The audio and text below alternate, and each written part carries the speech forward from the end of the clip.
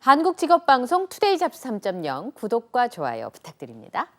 오고 가는 수다 속에 피어나는 인사이트 뉴스는 네모다. 오늘은 뉴스는 역사다. 김재원 강사님과 함께하겠습니다. 어서 오십시오. 안녕하십니까. 네, 여행은 잘 다녀오셨습니까? 아, 여행이라고 표현하기보다는 전 여행이라고 하고 싶습니다. 저희를 답사, 버리고. 답사인 거죠. 예, 학술 답사였습니다. 눈 많이 내리지 않았어요, 중국에? 폭설이 내려가지고 영하 25도.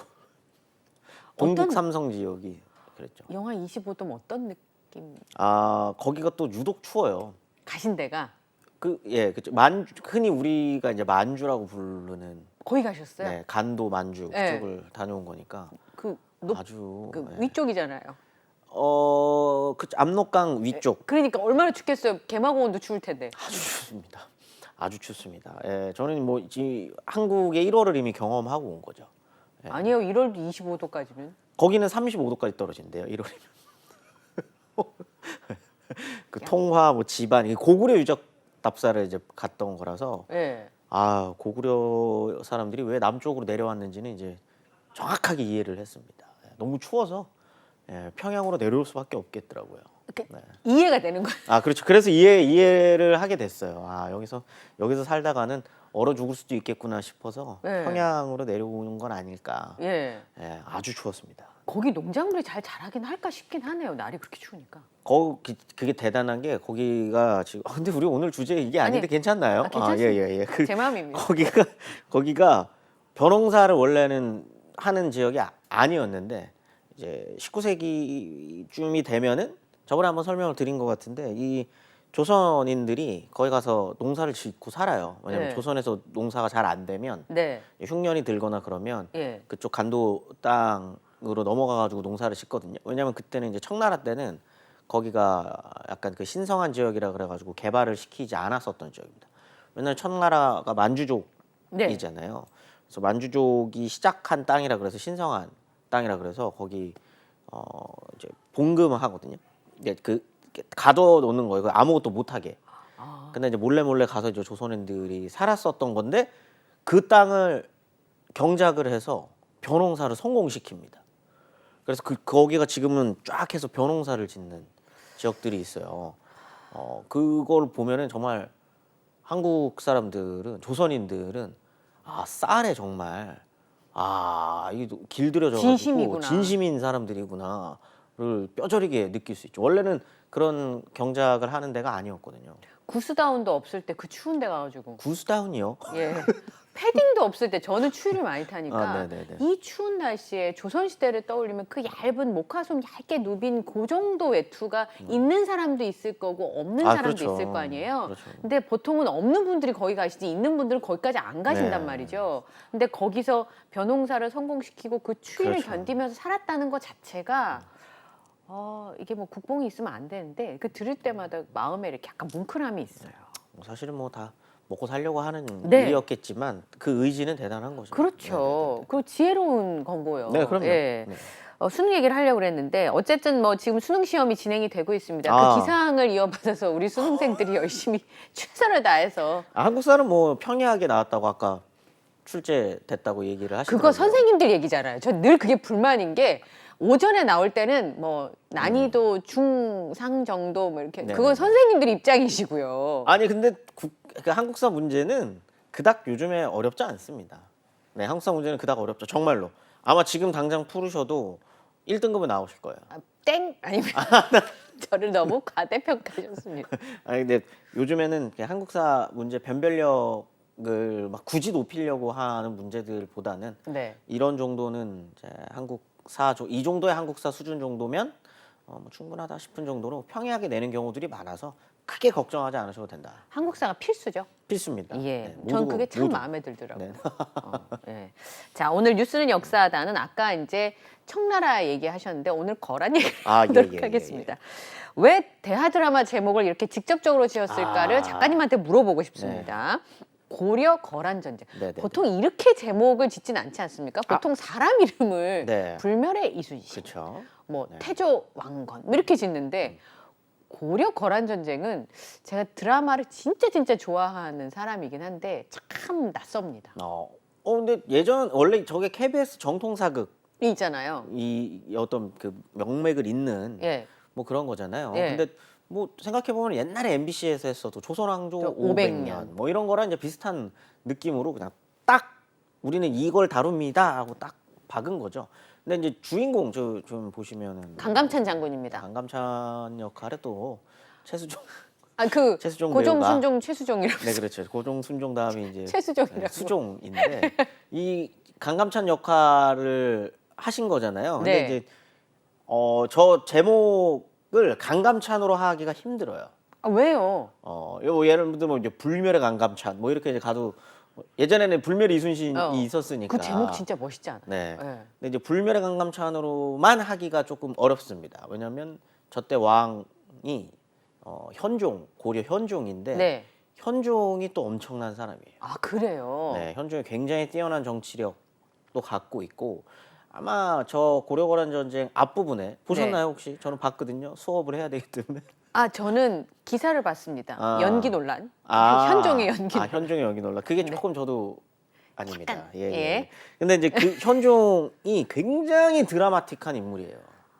삶 자체가. 아, 근데 우리 잘 몰랐네요. 그죠? 네, 강감찬 장군만 알고. 천추태후와 김치향에게 고난을 받고 네. 막 그러면서 막 절에 들어가가지고 목숨 막 암살 자객을 보내고 막 그러거든요. 그 지금 스님이더라고요. 네. 그거 보니까. 그걸 막 이겨내고 왕이 어떻게든 됐는데 또 고려 그 자기가 왕이 됐다라는 거를 또 빌미로 고려거란 2차 전쟁이 시작이 되고 2차 전쟁 시작됐는데 와 40만씩 막 내려오니까 그러니까 그게 40만이면 어마어마한 숫자잖아요. 숫자죠. 물론 이제 과장되었다는 설도 있습니다만 네. 그럼에도 한 엄청난 숫자가 내려온 거는 맞거든요. 그러니까요. 그래서 그 남행을 결정을 해요. 또 남행이라는 게 이제 남쪽으로 내려가는 남쪽으로 내려가는 거죠.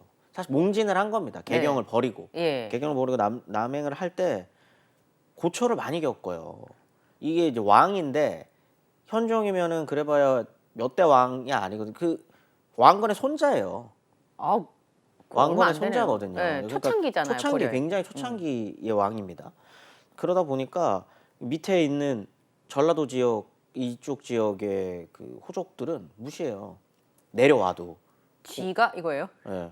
뭐 위에서 무슨 일이 있었나 봐요. 막 그냥 그런 취급을 받는 거죠. 왕인데요? 왕인데. 초창기니까 아직까지 왕권이 확립되지 않았을 시기여서.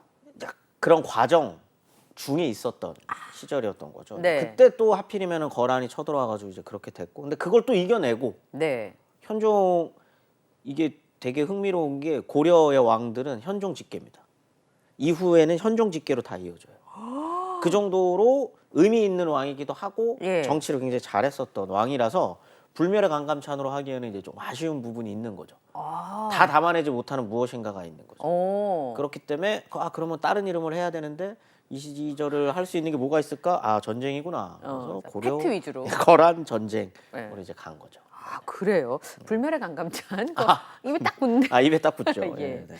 자, 그러면 강감찬 장군 하면 어쨌든 이제 최수종 씨가 왕이 아니라는 것도 그렇죠. 네. 계속 왕이셨기 때문에. 네. 목소리는 근데 왕처럼 하시더라고요. 그쵸. 태조 왕건과 크게 다르지 않은 목소리를 이제 가지고 계시죠. 비주얼도 근데 저분이 환갑이 넘었는데 저 비주얼을 그렇죠. 유지하시는 것도 진짜 놀랍기는 합니다. 네. 예. 어쨌든 고려를 대표하는 영웅이면서도 한국사의 길이 남을 명장이라 그러는데 저는 강감찬 장군으로 배웠는데 장군이 아니라면서요. 그렇게 부르기가 조금 애매한 부분이 좀 있다면서요? 있죠. 네. 이분은 사실은 저런 갑옷을 입고 계시지만 저게 어울리는 분은 아닙니다. 왜냐하면 저분은 이제 문인이에요. 문인이시고 고려사에는 명재상으로 기록되어 있어요. 정치가란 말입니까? 정치가입니다. 뛰어난 정치가이자 예. 뛰어난 문인. 네. 장원급제하신 분이에요. 아, 그 문무를 다 겸비한. 그러니까 이거는 조금 다른 게 네. 고려 시대에는 무인 우리가 생각하는 무인들 그러니까 네. 칼을 들고 실제로 전투를 하는 우리가 장군이라고 부르는 이제 그런 분들 네. 사실 그 표현도 잘못된 표현입니다. 장군이라고 장군. 부르지 않습니다. 영감이라고 보통 부르거나 영감. 그렇죠. 이게 맞다는 거죠? 예. 아무튼 그 장군이라는 그 이미지를 갖고 있는 분들은 다 특채예요. 다 특채예요? 이 싸움을 진짜 잘해서 싸움을 진짜 잘해서 경력직이요? 특채로 그렇죠. 뭐 동네에서 싸움 주먹이랑 칼 싸움으로 방귀 좀 낀다라고 하면 이제 뽑는 사람들이고 그렇기 때문에 전투에 나갈 때 맨 앞장서서 진두지휘를 하는 그런 분들은 무인이 아닙니다. 문인들이 합니다. 왜냐하면 문인들 같은 경우에는 일단 문인들은 시험 쳐서 들어가는 거잖아요. 과거를 쳐서 들어갈 때 병소도 있어요. 공부를 하는 거예요. 과목에 체육이 있듯이. 네네네. 병소도 있기 때문에 전체적인 전략을 짜고 전투를 지휘하고 어떻게 이 전쟁을 이끌어 갈 것이냐에 대한 건 예. 문인들이 알고 있습니다. 그렇기 때문에 고려 시대에는 문인들이 앞장서서 그 진두지휘를 하는 거죠. 전체적인 진두지휘를. 강감찬도 그랬던 사람이고요. 서희, 우리가 알고 있는 서희도 예. 이제 그런 사람, 문인입니다. 강동육주. 아, 네. 문인. 안기수업의 폐. 네, 문관이고 명재상이고 뛰어난 문장가이기도 했었던 사람이 이제 강감찬입니다. 아, 글도 잘 쓰시네. 그럼 과거를 장원급제하신 분이에요. 논술을 잘하는 거죠. 그렇죠. 우리도 치면. 논술형인가? 논술형. 그러니까 병서에 뛰어나다 보니까 이제 우리가 이제 뒤에 얘기할 이제 귀주대첩에서도 어떤 그런 전략 전술을 잘 짰었던 거죠. 초 엘리트네요. 그럼요. 완전 엘리트입니다. 이분은. 네네. 몰랐단 말이죠. 예. 근데 사실은 아까 말씀하셨던 것처럼 강감찬 장군으로 기억하는, 그러니까 무신으로 오해받을 만큼 이제 전략을 잘 짰던 분으로 오늘 얘기를 해주셨는데, 그 관악구랑 무슨 상관이 있습니까? 관악구에 가면은 강감찬의 동상들이랑 예. 이거 보시면 관악구 하면 저는 서울대학교 생각났는데. 지금 역도 바뀌었어요. 역 이름. 예, 낙성대역이 아니라 강감찬역. 가로치고 낙성대역. 근데 둘 다 강감찬이랑 연결되어 있는 겁니다. 설명을 좀. 네, 낙성대가 낙성. 별 떨어진다. 별이 떨어지는 그 별이 떨어진 곳이 장군- 강감찬이 태어난 곳입니다. 별이군요. 그런 이제 설화가 있어요. 예. 설화가 그 강감찬과 관련된 설화들이 여러 개가 있어요. 네. 그 어머니가 여우였다라는 설화도 있고 어떤 신비로운 특이한 거네요. 신비로운 무엇인가를 갖고 예. 있는 건데 주로 강감찬과 관련된 설화들의 핵심에는 별이 나옵니다. 별이 떨어져요. 그 문곡성 설화라고 하는데 문곡성. 네, 문곡성이 뭐냐면 그 북두칠성 예. 네 번째 별이 문곡성이에요. 그러니까 글을 상징하는 별. 예. 근데 이제 그게 떨어졌고 그곳이 낙성대인데 거기를 딱 가봤더니 이제 강감찬의 집이더라. 네, 태어났다. 그날 이제 태어난 거죠. 이제 그런 좀 별, 그다음에 좀 신비로움, 네. 뭐 이런 설화들이 강감찬의 출생 설화랑 연결이 많이 되거든요. 근데 사실 이거는 되게 특이한 경우예요. 아니, 왕이 아니잖아요. 그렇죠. 왕인 경우에 보통 이런 출생 설화들이 있는데 네. 그만큼 좀 당시 고려 이 시기, 이 전쟁을 겪고 난 이 다음 시기에 강감찬이라고 하는 인물이 그만큼의 사람들한테 임팩트를 줬기 때문에 네. 그리고 고려 시대 내내 강감찬이라고 하는 인물이 그만큼 좀 뭔가 나라를 구한 영웅처럼 이렇게 쭉 이어져 왔었던 거죠. 그러다 보니까 이런 설화들이 섞였고 그 혹시 그 사주보러 좀 다니시나요? 저요? 아니요. 신점 같은 거 좀. 신점 말고 이렇게 사주 이렇게 하는 거는 제가 저희 집안에 이제 그분이 계셔가지고. 그 신점 하시는 신내림 받으시는 분들 중에 네. 강감찬 신내림을 받으신 분들이 꽤 많습니다. 맞아요. 저 많이 들어봤어요. 장군님 모시는 신내림 하시는 분들이 있거든요. 예.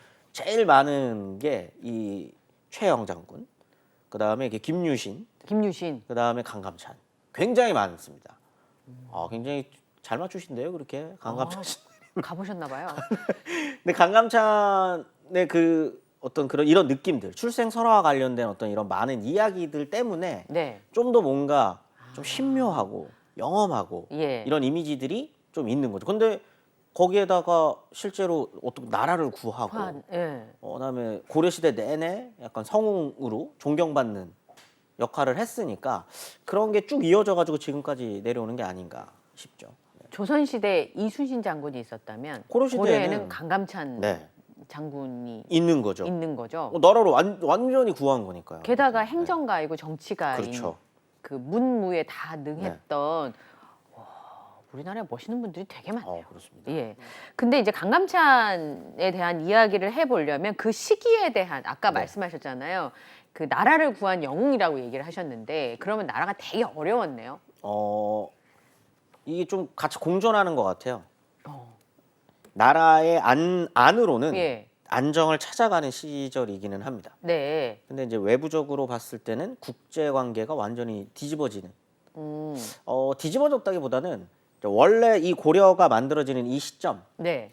근데 이건 사실 한국사에 있어서 예. 좀 약간 필연적인 거예요. 그러니까 한국사 안에 있는 나라들이 좀 하나의 나라로 이렇게 통일 왕조가 또 한국에서도 이제 만들어지는 그런 네. 과정들이 있잖아요. 그 과정 때는 이 왼쪽, 이 한반도의 왼쪽과 북쪽이 예. 혼란을 겪을 때입니다. 그리고 그 혼란이 안정되어 갈 때쯤 한반도에 있는 나라들도 안정을 찾아가요. 근데 그건 당연하잖아요. 그렇죠. 국제관계들이 이렇게 정리가 되는 과정들. 예. 이때도 정리가 되긴 됩니다. 예. 북쪽과 서쪽이. 근데 강력한 통일 왕조, 중국의 통일 왕조가 만들어지지 못했어요. 그 이 당시에 고려 때는. 고려 때? 네. 예. 왜냐하면 송나라라고 하는 나라가 중원을 차지는 하지만 예. 북방에 있는 나라들이 굉장히 강력한 나라들이 등장을 하는 때입니다. 예. 그게 이제 첫 번째가 거란의 요나라인 요 나라. 거고요. 그 이후에는 이제 여진의 금나라가 만들어지는 건데 그 나라들 사이에 고려가 있는 거예요. 그렇게 되면 이제 고려는 머리를 잘 써야 됩니다. 뭐 조선 같은 경우에는 옆에 명나라 그리고 이후에는 또 고초를 겪지만 청나라라는 네. 명확한 통일 왕조가 있어요. 예. 그러면 외교는 그리 어렵지 않습니다. 그들만 상대하면 네. 되니까. 물론 명나라에서 청나라로 옮겨가는 그 과정에서 과정에서. 굉장히 고초를 많이 겪었죠. 그때 이제 외교가 좀 능숙하지 못했었던 측면이 뭐 있다고 판단하기도 하고요. 근데 고려는 늘 언제나 나라가 쪼개져 있어요. 송나라와 요나라, 송나라와 금나라, 송나라와 원나라. 그럼 이러겠죠. 나야 쟤야. 언제나 해. 그렇죠. 그런데 그때마다 고려가 정치를 굉장히 잘합니다. 대단한데요. 네. 전쟁을 경험을 하긴 하죠. 네. 하지만 그 누구에게도 명확하게 그 강한 배팅을 걸지 않아요. 오, 줄타기를. 네. 형이라고 불러드릴까요? 아니야, 그래 아버지라고 불러줄게요. 근데 내가 가서 절은 못 하겠는데요. 뭐 이런. 왜냐면 송나라가 어쨌든 그 유교 중화 질서 안에서는 아버지의 나라라는 느낌을 갖고 있지만 예. 저기 위에 아버지보다 싸움 잘하는 큰형이 있는 거예요. 그럴 때는 나는 어떻게 처신해야 하지? 아, 진짜. 일단 형이랑은 싸울 수 있잖아요. 네. 저도 형이랑 많이 싸웠거든요, 어렸을 네. 때. 형이랑 싸우다가 형이 형한테 나도 이만큼 컸어라고 하는 거를 보여주게 되면 형이 때리다가도 이렇게 하는 거. 이 자식 좀 컸네. 대신 형이라고 그러면 명 꼬박꼬박 불러. 예. 뭐 이렇게 되는 관계들을 끊임없이 만들어 나갑니다. 그게 이제 고려 거란 전쟁에서도 이제 나타나는 거죠. 네. 근데 안쪽으로는 고려는 이 시기가 되면은 굉장히 안정을 찾습니다. 내부적으로. 네. 성종 때, 뭐 그 이전에 광종 때 이제 과거제라고 하는 네. 게 만들어지고 성종 때가 되면 이제 송나라의 어떤 그런 정치 체계를 갖고 와가지고 이성육부제 뭐 이런 네. 것들을 이제 만들어 나가잖아요. 예. 그 시스템을 좀 뭔가 좀 더욱 더 체계적으로 만들어 나가는 시점이 이제 현종 때가 네. 되는 건데요. 그걸 또 상징하는 사람이 강감찬입니다. 그럼 강감찬 장군의 경우에는 그 아까 과거 제도가 네네네네. 광종 때 만들어졌다고 그 전에는 사실 그 음서도 있고 뭐 네. 개국 공신들 이렇게 앉혀주는 것도 있고 뭐 네. 그랬잖아요. 그러면 강감찬 장군은 있는 집안. 그게 굉장히 중요한 건데요. 적당히 있는 집안이에요. 근데 그게 진짜 중요합니다. 왜냐하면 나라가 처음에 만들어지게 되면 과거제도가 만들어지는 과정 같은 경우에는 대호족들을 그런 그 대호족들의 힘을 조금 누르고 그러려고 그렇죠. 과거제를 만들어서 실력을 통해서 뽑고 네. 그러려고 이제 만든 거잖아요. 예. 근데 그 광종 때 과거제를 딱 하고 시험을 치게 되면 막상 그 과거를 칠 수 있는 사람들은 현실적으로 있는 집. 제도적으로는 그렇게 아무나 다 양인이라면 칠 수 있어라고 만들어놨지만 사회적인 조건상, 사회 경제적인 조건상 좀 풍족하게 유학을 공부할 수 있는 집안이 아니면 지금으로 치면 이제 강남에 사는 그렇죠. 예, 그런 분들 아니면 치기 힘들잖아요. 먹고 살기 힘든데 학원 다닐 네. 시간이 어디 있어요? 그러다 보니까 이때의 과거 시험을 통해서 합격하는 사람들은 결국은 또 대호족들이나 아니면 개경에 있는 또 그 공신들이나 아니면 그 신라 때 이미 유학을 공부했었던 육두품들 예. 이들이 중심이 돼가지고 과거에 급제를 합니다. 근데 세상이 한번 그렇게 문을 열면 네. 그런 특별한 케이스들이 조금씩 등장하기 시작을 하는 거죠. 개천에서 용난 케이스가 네. 있죠. 근데 개천에서 용난 케이스들이 하나, 둘, 셋, 넷, 다섯, 여섯이 되면 그게 또 사회가 그런 분위기가 되는 형성이 되는 거예요. 맞습니다. 그러면은 이거 우리 시골에서도 야 한번 뛰어난 아들 한 명 있으면 우리 너한테 한번 배팅한다. 올인 한번 해볼 테니까 그런 경우 많죠. 네, 너는 한번 공부를 해봐라. 네. 이런 집안들이 중소 집안, 중소 호족 집안들에서도 우리도 중앙에 한번 진출해보자라고 하는 분위기들이 형성될 수 있는 거거든요. 예. 그게 이제 성종 그리고 이 목종 이 무렵이 되면 형성이 됩니다. 그리고 강감찬이 그때 중소 호족이었어요. 이분이 이제 관악구 출신이잖아요. 네, 관악구 출신. 근데 그때는 이제 금천구. 금천이었는데 예. 이 금천 지역의 작은 호족이었습니다. 그러니까 아버지가 물론 개국공신이기는 합니다만 원래 이 집안 자체는 태봉 때 궁예 시절에 들어갔었던 예. 사람 그 집안이에요. 그런데 마지막에 거의 최종적으로 사만을 이제 통일을 할 때 왕건이 살짝 걸쳐서 개국공신이 됐었던 사람이었기 때문에 문 닫히기 전에 신발 넣었군요. 네. 그렇기 때문에 뭔가 어떤 이때 고려 초기의 메인스트림을 차지하지는 못했었던. 아니, 서울 집안이었습니다. 살았다는 것만으로도 네. 고려는 사실 수도가 서울이 개경이니까. 아닌데 개경인데 거기 못 살고 지방 사는 맞아요, 거잖아요. 맞아요. 이때는 지방입니다. 지방이니까 서울은. 금천구가. 네. 예. 근데 그런 동네에서 살던 강감찬의 집안도 과거에서 자원급제를 할 수 있게 됐다는 건 고려 사회가 나름대로 조금 더 열린 사회가 되었다라는 것을 좀 보여주는 거죠. 그만큼 정치가 안정이 된 겁니다. 아, 그러면 강감찬 장군은 무지 공부를 잘하신 거네요. 공부 굉장히 잘했다라고 그 되어 지방에서 공부해가지고 전국 맞아요. 40패스 1등한 거잖아요. 맞습니다. 네. 그래서 어렸을 때부터 총명했다라고 되어 있는데 이게 또 흥미로운 건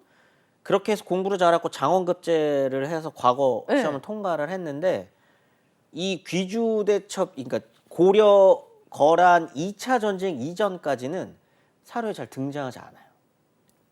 그럼 그렇게 활동이 막 근데 이것도 지금이랑 비슷한 거예요.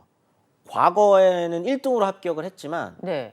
이제 갓 성장하고 있는 네. 중소 호족 출신 집안은 1등으로 들어가도 메인에 끼지는 못한. 합격은 시켜주대. 예를 들어서 이제 검사가 되셨으면 특수부를 가시든지 네. 외교관이 됐으면 미국, 일본, 중국을 그렇죠. 상대해야 되는데 저기 남미 아니면 저기 아프리카의 그렇죠. 한 6개 나라의 대사를 한꺼번에 한다든지 네, 뭐 네, 이렇게 네, 이 뭔가 좀 중앙지검으로 이제 바로 가는 게 아니라 그러니까 이제 네. 지방 그렇게 네, 이제 창원지검 지방법원 이런 데 이제 계시는 가지고. 거죠. 예. 이제 그러다 보니까 메인에서 잘 사료에 등장하지 않아요. 근데 그거는 아마도 공정함 어떤 경쟁을 통해서 합격을 해서 이제 주류 사회에 편입이 됐더라도 그 안에서는 아웃사이더로 놀 수밖에 없는. 백이 없으니까. 네. 이제 그랬었던 것 같습니다. 특히나 이제 현종 때가 되면은 현종은 일단 쿠데타로 왕이 된 사람입니다. 김치향과 그 천추태후 사이에서 낳은 아들을 원래 왕으로 앉히려고 하다가 강조의 난을 통해서 네. 이제 현종이 왕이 되는 거기 때문에 이때 왕이 되는 과정, 현종이 왕이 되는 과정에서 주변에 호위했었던 사람들이 1차적으로는 공신이겠네요. 공신인 거죠. 그렇게 해서 그들이 이제 메인스트림이 돼가지고 정치를 네. 할 때 강감찬은 등장하지 않아요. 오. 근데 현종이 왕이 됐다라고 하는 그 과정, 예. 강조의 변이라고 하는 걸로 왕이 됐다는 그 과정 때문에 예. 거란이 두 번째로 전쟁을 시작을 합니다. 그게 그냥 핑계인 거예요? 핑계죠. 내가 어찌 왕을 멀쩡히 있던 왕을 목정을 패하고 예. 강주라고 하는 어디서 듣도 보도 못한 놈이 나와가지고 변을 일으켜서 나의 아우의 나라에서 네. 이때는 이제 본인들은 이제 아버지라고 생각했죠. 나의 아들의 나라가 이런 일을 겪을 수 있어 하면서 이제 내려오는 건데 네. 사실 진짜 내려왔었던 이유는 네, 뭐 아버지라고 1차 전쟁 때 서희가 강동 육주를 예. 이제 차지하고 아버지로 부르기로 하거든요. 예. 외교 담판을 저기서 하는 거잖아요. 근데 사실 우리가 생각하는 고려거란 1차 전쟁의 그 서희의 외교 담판은 막 가가지고 소선영이랑 막 이렇게 하는 게 아니라 이렇게 살살 꼬시는 거예요. 아 근데 저는 그게 진짜 미스테리하거든요. 그러니까 전쟁을 하러 군사를 끌고 내려온 네. 상대방 적장과 단판을 져가지고 땅을 얻어낸다는 게 피 하나 흘리지 네. 않고 그게 어떻게 가능한? 근데 저기는 어차피 거란 땅이 아니었기 때문에 가능했고요. 예? 1차적으로. 거란 땅이 아닙니다. 저기 여진족들이 그 거란과 고려 사이에 껴가지고 예. 있는 약간 뭐라 그럴까요? 주인이 없지만 여진들이 설치는 땅 같은. 아 중립지대? 네. 그런 곳이었어요. 근데 이제 서희가 거란 요나라와 예. 외교 담판을 하는 건 뭐라고 하냐? 우리가 생각하는 것처럼 우리의 땅을 주십시오 이런 게 아니라 아 그런 게 아니라. 아버지라고 이제 불러 드릴 건데요. 예. 근데 우리가 저 그 요나라 황제한테 아버지라고 부르려면 아니 지금 여기 이 강동 육주를 좀 제대로 정리를 해주셔야죠. 지금 여기에 우리 바로 붙어 있는 땅인데 지금 여기 여진 애들이 와가지고 어지럽히고 있지 않습니까? 이렇게 설치고 있는 거 아니야? 네. 우리가 어떤 나라입니까? 그래서 네. 역사 교육을 해준 거예요. 이제 고구려라는 나라를 우리가 이은 건데요. 원래 여기 다 우리 할아버지들 살고 하시던 땅인데 지금 여진 애들이 이러고 있어요. 예. 그래서 우리가 인사도 못 드리러 가는 겁니다. 막 이런 식으로 해서 얻어내. 근데 사실상 이거는 굉장히 큰 외교적 성과인 거죠. 아 그렇죠. 전쟁을 하지 않고. 네. 그래서 저 땅을 얻어냈는데 한 번도 아버지를 안 찾아봬요. 진짜 어마어마하다. 네, 아무도 안 찾아갑니다. 네, 성종이 안 찾아가거든요. 얼마나 화가 났겠어요. 그리고 송나라랑 친하게 지내지 말라 그러는데 자꾸 하고 친하게 송나라한테는 지내요. 배 타고 가고. 근데 바로 이제 땅까지 내줘가지고 붙어 있는데 자기네 나라는 안 오고. 막 이러니까 이제 화가 나죠. 엄청 괘씸했겠네요. 근데 이제 요나라 아버지가, 입장에서. 예, 그렇죠. 근데 아버지가 아들을 혼내려면은 약간 저런 핑계 왜 인사 안 와? 이런 핑계 추석도 근데 왜 안 내려왔어? 이거 가지고 혼내기는 좀 쭈글 하죠. 예, 쭈글쭈글 하잖아요. 그러니까 이제 핑계를 대는 게 어찌 내가 임명한 왕을 패하고 새로운 왕을 변으로서 하느냐 이거 혼내줘야겠다라고 해서 이제 2차 전투가 벌어지는데 네. 이때 강감찬이 활약을 합니다. 전쟁에 나가지는 않고요. 네. 40만이 내려왔기 때문에 그 고려는 두 가지 그 세력으로 나뉩니다. 강화를 하자. 요나라와 강화를 맺자. 협약을 하자. 협약을 다시 한번 저번보다 조금 더 굴욕적이지만 하자. 아버지라고 진짜 네, 불러드릴게. 불러드리자라고 하자라고 하는 세력과 예. 나머지 한 세력은 아니다. 땅까지 좀 주자. 어머, 싸우자는 없어요? 싸우자 없습니다. 왜냐면 이때 지는 거예요. 40만이 내려왔기 때문에. 너무 어마어마해서. 너무나도 어마어마한 전투였습니다. 근데 강감찬만이 좀 강감찬이 홀로 주장을 하죠. 싸울만 하고 대신에 밀릴 거는 뻔하니까 이제 현종에게 남행을 하라고 주장을 하는 거죠. 몽진을 하시라. 왕은 내려가서 피난을 가시라. 위험하니까. 위험하니까. 대신에 여기는 이제 무장들이 막고 있겠다. 라는 거를 해서 남행을 결정합니다. 그리고 그게 굉장히 결정적이었고 2차 전쟁에서 물론 져요. 고려가 지지만 네. 이제 외교적인 성과를 다시 한번 올리는 거죠. 아버지라고 다시 불러드릴게요. 라고 하고 현종이 이제 광화를 맺게 되는 거거든요. 땅을 주진 않았어요. 네, 땅을 주진 않습니다. 그리고 저 때 찾은 저 광동 육주라고 하는 땅에 귀주가 있어요. 아, 귀주 대첩의 귀주. 그렇기 때문에 저 땅이 되게 흥화진과 귀주가 되게 중요한 역할을 하는데 저 땅을 서희 때 받은 거를 받고 이 현종 때에도 저게 군사력을 집중시킵니다. 그래서 저게 굉장히 결정적인 역할을 하게 되는 거고요. 예. 그래서 현종이 죽을 때까지도 그 얘기를 해요. 강감찬이 너무 고마울 것 같아요. 내려가라고 했기 때문에 우리가 지금 오랑캐처럼 머리를 밀지 않아도 된다. 이 얘기를 계속적으로 하는 거죠. 머리 네, 변발 그게 굉장히 압도적인 그 모습이거든요. 변발이라고 하는 게 고려 사람들이 봤을 때는 대단히 압도적인 모습입니다. 야만적으로 비춰지기도 합니다만 그게 굉장히 무서운 거예요. 저들이 말 타고 막 말 3개씩 끌고 한 사람당 말 3개씩 끌고 오거든요. 활 100개씩 들고. 그래서 막 활 쏘고 오니까 그게 너무 무섭게 느껴지는. 그럴 것 같아요. 제가 생각했을 때. 근데 저렇게 해가지고 이제 현종이 아버지라고 불러준다고 했지만 현종도 또 찾아뵙지 않습니다. 그리고 송나라 계속 찾아가고 이제 이러는 거예요. 이제 계속 진짜 외교 정말 잘해요. 그런 거 정말 같네요, 잘합니다. 진짜. 근데 이 3차 전쟁이 있기 전까지 강감찬과 현종이 선택을 하는 건 지금 저쪽 그 서쪽 지역 네. 서경유수 자리를 이제 강감찬에게 내주거든요. 예. 그리고 서경 쪽과 저 위에 이제 서북방 네. 군사권을 강감찬한테 쥐어주면서 여기에 군사력을 20만까지 키워냅니다. 그 당시 20만이면 엄청난 숫자인 거죠. 그러니까 지금 우리나라의 국방을 생각해 봤을 때 전체 인구 대비해서 군사들의 숫자를 생각해 봤을 엄청난 숫자인 때면 거죠. 그 시절에 20만이면 엄청난 숫자를 조기에만 키워냅니다. 집결시킨 네. 거잖아요. 20만을 집결을 시키고 그래서 3차 전쟁이 터졌을 때는 그 소배압이 이제 10만 네. 명 정도를 끌고 내려오는데 근데 물론 거란의 10만과 고려의 그 농민들이 같이 섞여 있는 20만은 사실은 전투력으로 놓고 보면 10만의 거란이 훨씬 강력합니다. 왜냐하면 정규군이 아닌가요? 그 20만은? 정규군도 농사 짓다가- 섞여 있지만 네. 이제 당연히 농민들이 섞여 있는 거죠.